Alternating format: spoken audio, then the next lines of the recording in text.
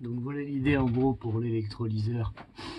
En gros c'est presque comme une pile à combustible, sauf qu'en plus des canaux, il y a une espèce de grillage qui est mis pour transmettre la tension. Tout baigne dans l'eau, donc on n'a pas de risque de séchage. La zone, donc les pointillés, c'est le grillage dont je vous parlais. La zone jaune, c'est un assemblage couche de diffusion, donc ce sera une feuille de papier carbone, un film qui doit conduire les protons entre les deux, et une autre feuille de carbone, le tout collé. Et en fait, c'est ça que je pense essayer de réaliser. Donc je me disais, donc je vais acheter du papier carbone sur AliExpress ou autre. Et la membrane, au lieu de me prendre la tête avec le nafion, la sulfonation, tout ça, je sais pas trop, je vais simplement acheter du film alimentaire, vous savez, là, le plastique cellophane qu'on met pour conserver la bouffe. Je pense que je vais prendre ça.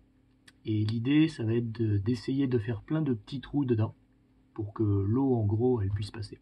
Même si l'eau, elle n'a pas une très bonne conductivité. J'ai regardé ces papiers cellophane, ils sont très très fins, lors de 10 micromètres à 100 micromètres. Donc du coup, ça compensera en fait la résiduité de l'eau et donc ça devrait permettre une électrolyse, une bonne électrolyse.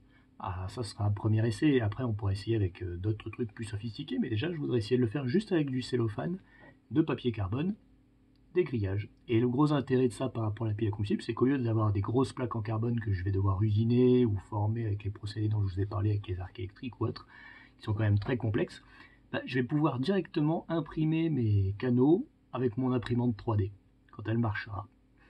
Et du coup, bah, là, je peux réaliser toutes les pièces en fait. Il me reste juste la question de réussir à faire des micro-trous en grande quantité dans le cellophane, mais le temps que le papier carbone arrive de AliExpress, je trouverai sûrement une solution.